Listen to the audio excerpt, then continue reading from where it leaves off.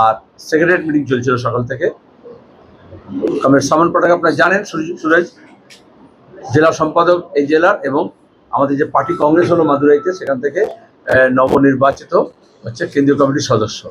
আর অন্য পাশে আমাদের যে ডানকুনিতে রাজ্য সম্মেলন হলো, কমরেড গৌতম ঘোষ আপনারা জানেন, ট্রেড ইউনিয়ন লিডার, চা বাগানের লিডার, সে নতুন রাজ্য কমিটির সম্পাদক। আমি রাজ্য কমিটির সদস্য আর কেন্দ্রীয় কমিটির সদস্য নিয়ে আমি রাজ্য সম্পাদক বসেছি আপনাদের সামনে। একটা কঠিন অবস্থার মধ্যে আমাদের দেশ এবং রাজ্য যাচ্ছে। আপনারা জানেন, আজকের কাগজ দেখলে বুঝতে পারবেন, কালকে যারা খবর রেখেছেন আপনারাই রিপোর্ট করেছেন, যেভাবে ওয়াকফ আইনকে সংশোধন করা হয়েছে বা প্রায় বাতিল করা হয়েছে ওয়াকফের বিপুল সম্পত্তিকে হস্তগত করার জন্য এবং রিয়েল এস্টেটকে তুলে দেওয়ার জন্য, যেটা আইনত সংবিধানগতভাবে সম্ভব নয়। তাহলে সংবিধান অনুযায়ী হয় না, সেটা সুপ্রিম কোর্টের মন্তব্যের মধ্যে বেরিয়েছে। আজকে আবার শুনানি আছে, আমাদের ভরসা আছে। এই জন্য আমরা নিজেরাও সিপিএম এর তরফ থেকে আমরা রিট পিটিশন দাখিল করেছি। আমি নিজে একজন one of the petitioner CPM এর তরফ থেকে, এবং অসংখ্য পিটিশন দাখিল হয়েছে।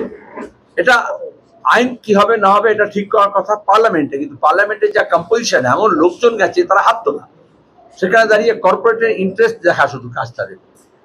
আর কর্পোরেট মনে করছে এই যে বিশাল ট্র্যাক অফ ল্যান্ড আছে, এটাকে কিভাবে মনিটাইজেশন করা যায়,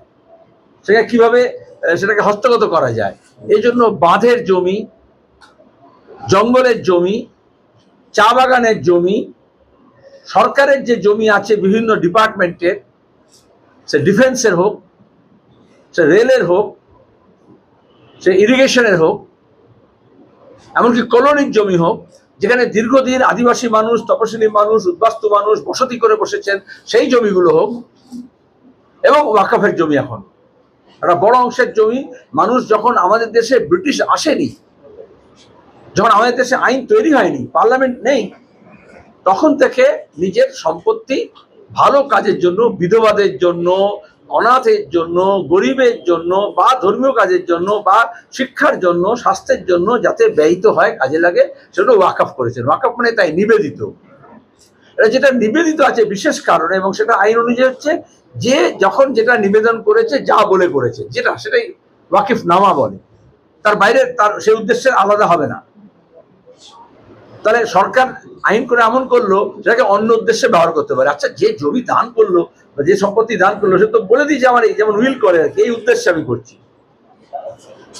আর সংবিধানে আছে যে কোনো ধর্মের মানুষ তার নিজের ধর্ম বিশ্বাস অনুযায়ী যেমন ধর্মাচরণ করতে পারে, সেরকম নিজস্ব প্রতিষ্ঠান গড়ে তুলতে পারে এবং পরিচালনা করতে পারে। এটা তার নিজস্ব ব্যাপার। আমরা বলছি ধর্মের সঙ্গে সরকারের, ধর্মের সঙ্গে রাষ্ট্রের, ধর্মের সঙ্গে রাজনীতি যাতে এরকম যোগাযোগ না হয়। সরকারের কাজ হচ্ছে রেল চালানো, বিমান চালানো, পোস্ট অফিস চালানো, ব্যাংক চালানো, ব্রিজ করা, ইরিগেশন করা, সেচ করা, বাঁধ করা, কল কারখানা গড়ে তোলা। নির্বাচনের সময় প্রতিশ্রুতি দেয় এটাই। এখানে যখন এসছে বলেছে চা শিল্পকে বাঁচাবো, এখানে যখন বলেছে তখন বলেছে পরিবহন শিল্পকে বাঁচাবো, এখানে যখন বলেছে তখন রেলের কারখানা করব। সে বিজেপি হোক আর তৃণমূল হোক। আর যখন ভোট হয়ে গেছে, আচ্ছা ভোটের সময় কখনো বলেছিল যে আমি এসে ওয়াকফের সম্পত্তি নিয়ে নেবো? তখন তো বলেছিল আপনাকে দেব। তাহলে যে সরকার ব্যাংক চালাতে পারছে না, বেচে দিচ্ছে, পোস্ট অফিস বেচে দিচ্ছে, এয়ারপোর্ট বেচে দিচ্ছে, এয়ারলাইন্স বেচে দিচ্ছে, যেগুলো সরকারের কাজ হয়, বলে আমি ওয়াকফ চালাবো, ওয়াকফের জমি চালাবো, অসৎ উদ্দেশ্য বোঝা যায়। সরকারের কাজ যেটা, সেই কাজটা না করে সে অন্য কাজে মন দিতে চাইছে, এবং এখানে সীমিত থাকবে না। এটা মুসলমান হিন্দুর ব্যাপার না। অনেকে মুসলিম সম্প্রদায়ের মানুষ, এই মমতা যেমন ইমাম মসজিদদের ডেকে নিয়ে গিয়ে এটাকে হিন্দু মুসলমান করতে চাইছেন। এটা বিজেপি চাইছে হিন্দু মুসলমান করার, আর তৃণমূল কংগ্রেস এটাকে ওই আরএসএস এর এজেন্ডা এটাকে হিন্দু মুসলমান করতে চাইছে। আচ্ছা, এইরকম দেবোত্তর সম্পত্তি হিন্দু সম্প্রদায়েরও আছে, শিখেদের গুরুদ্বারার আছে, চার্চের আছে, কোথাও স্কুল চালায়, কোথাও চার্চের অন্যান্য জমি আছে, অন্য কাজে চালাতে পারে। সব ধর্মের থাকে, বৌদ্ধ ধর্মের আছে, বৌদ্ধ বিহার যেভাবে গড়ে উঠেছে। তাহলে এটা শুরু এখানে, কিছু এরপরে কোনোটাই থাকবে না। সবচেয়ে দুর্বল জায়গা থেকে শুরু করে, তারপর বাকিদের তাহলে গ্রহণ করবে। আর প্রত্যেক ধর্মে এটা আছে, গুরুদ্বারা প্রবন্ধক সমিতির যেরকম আছে, সেরকম এই যে আমাদের যেমন তিরুমালায় দেবস্থানম আছে, বিশাল সম্পত্তি আছে।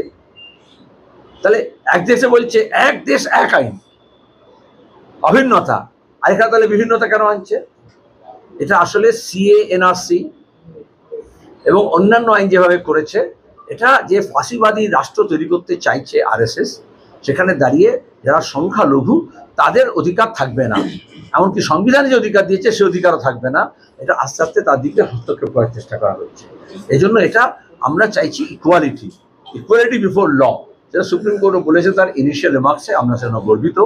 আমরা আশা করি এই আইন খারিজ করবে সুপ্রিম কোর্ট এবং ওয়াকফ সম্পত্তি যেমনটা ম্যানেজমেন্ট হয় তেমনটা হবে। সেখানে দুর্নীতি আছে, ওয়াকফ বোর্ড ওয়াকফ কাউন্সিলের দুর্নীতি আছে, ভুলভাল আছে, সেটাকে শোধরাতে হবে। তুমি you can't throw the baby with the water. তো সেই যেখানে গভর্নমেন্টের ওয়াকফ অ্যাক্ট অফ 95-এ এই অধিকার আছে, ওয়াকফ কাউন্সিলের মারফত ওয়াকফ বোর্ডগুলোকে তারা দুরস্ত করতে পারে, ঠিক করতে পারে, সেটা করছে না।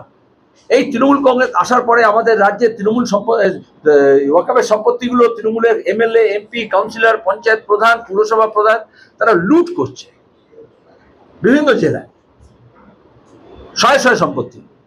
সেটা নিয়ে কিন্তু বিজেপি একটা কথা বলছে না, বলে বিজেপি নাকি বিরোধী দল, অ্যাসেম্বলিতে একটা কথা বলছে না।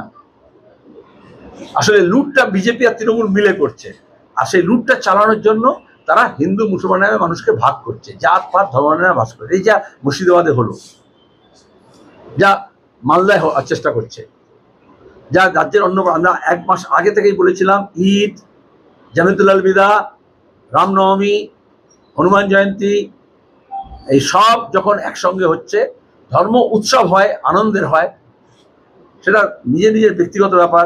সেই ধর্মকে যখন টেনে হিঁচড়ে রাস্তায় নিয়ে আসা হয় এবং রাজনৈতিক নিজের শক্তি বৃদ্ধির প্রদর্শনের যখন ওটাকে হাতিয়ার করা হয়, উইপানাইজেশন অফ রিলিজিয়ন,